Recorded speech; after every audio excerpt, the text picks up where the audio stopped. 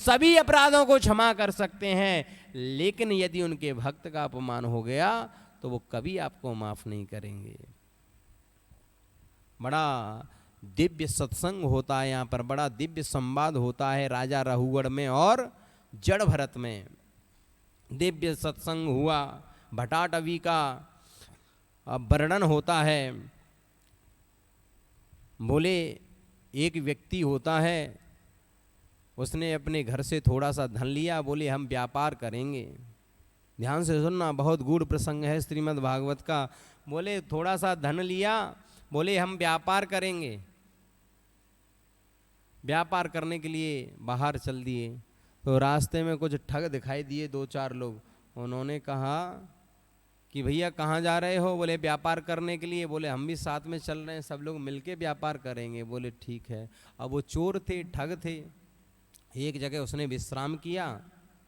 जैसे ही विश्राम किया तो आंख लग गई। जो धन था वो चोर, वो ठग ले गए, पूरे धन को उठा ले गए। जैसे ही धन को लेकर गए उसकी नींद खुली। उसने देखा भाई अब मैं तो खाली हूँ, मेरे पास तो कुछ है ही नहीं है। बेचारा थका हारा, बहुत ही परेशान, ढूंढता रहा चोरों को, चोर मिले ही नहीं, वो तो भाग गए धन लेके। एक कुआं के किनारे पहुंचा, बोले पानी तो पी लूं थोड़ा सा।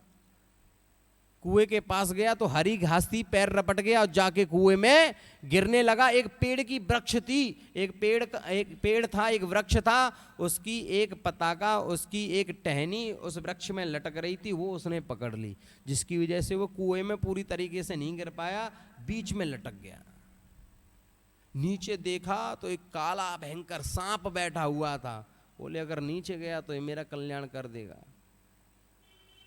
ऊपर देखता है तो क्या है, ऊपर देखता है तो जिस टहनी को उसने पकड़ रखा था वहां 2 चूहे, एक काले रंग का, एक सफेद रंग का। बोले चूहे 2 रंग के होते हैं ना, दोनों चूहे उस टहनी को काटने लगे। उसने कहा भाई अब तो मेरा मरना सुनिश्चित है ही है। अब इधर भूख लग रही थी, तड़प रहा था बहुत ज्यादा, कुछ खाने के लिए मिल जाए। तो वहां पर एक मधुमक्खी का छत्ता लगा हुआ था, उसमें जैसी मधुमक्खी आती जाती तो एक आध बूंद शहद की टपक रही थी। तो कभी आड़ा हो जाता, कभी तिरछा हो जाता, जैसे तैसे, कभी मुंह फाड़ता तो एक आध बूंद उसके मुंह में शहद की गिर जाती। ओह बड़ा आनंद आया। फिर देख रहा है कि भैया चूहा ऊपर से काट रहे हैं, नीचे सर्प बैठा हुआ है। फिर थोड़ी देर बाद बूंद गिरती तो फिर जैसे तैसे जाके बड़ी मुश्किल से 10 मिनट में एक बूंद गिरती, उसको चाटता और अपनी भूख को, अपनी क्षुधा को शांत करता। अब यही स्थिति चलती रहती है, यही स्थिति जीव की होती है।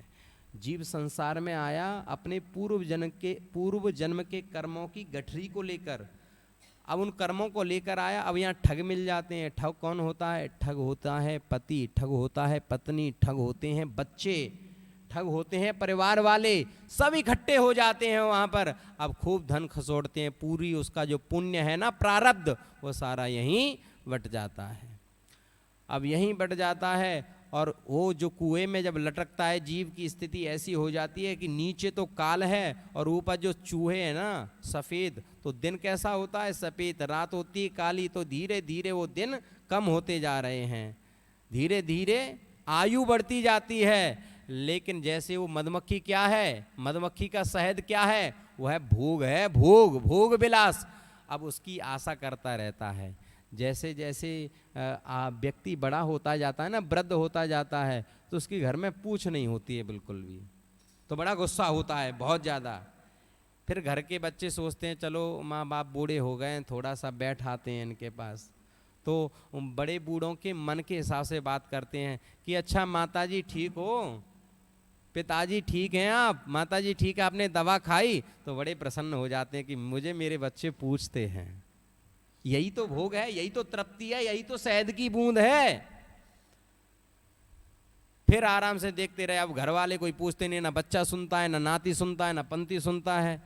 तो फिर कभी 2, 4, 10 दिन में, 15 दिन में फिर आके आप क्या खाएंगे, भोजन में क्या बनवा दें? तो बड़े प्रसन्न होते हैं, अभी भी मेरी घर में चल रही है, बच्चे मेरी सुन रहे हैं।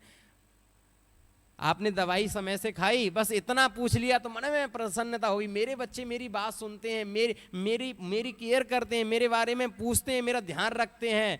और फिर एक बार पूछ लिया, फिर 1 महीने की फुर्सत, तो क्या है, ये वही शहद की बूंद है। यही आशा में कि मेरे बच्चे आज अच्छा बोलेंगे, मेरे बच्चे मेरे बारे में सोचेंगे, तो यही है, तो यही संसार है। इसीलिए कहा है, तुरंत जड़ भरत जी की बात सुनकर राजा रघुगढ़ के मन में वैराग्य आया। यही श्रीमद् भागवत सप्ताह ज्ञान यज्ञ बड़ी परम है, पवित्र है, पतितों को भी पावन करने वाली है। इस श्रीमद् भागवत सप्ताह ज्ञान यज्ञ में सब कुछ समन्वित है, भक्ति भी है, ज्ञान भी है, वैराग्य भी है, त्याग भी है। धन्य है ऐसा श्रीमद् भागवत महापुराण, जिसमें सारी की सारी वस्तुएं एक साथ हमें प्राप्त हो जाती हैं। बोले नारायण भगवान की जय, बोले सद्गुरुदेव भगवान की।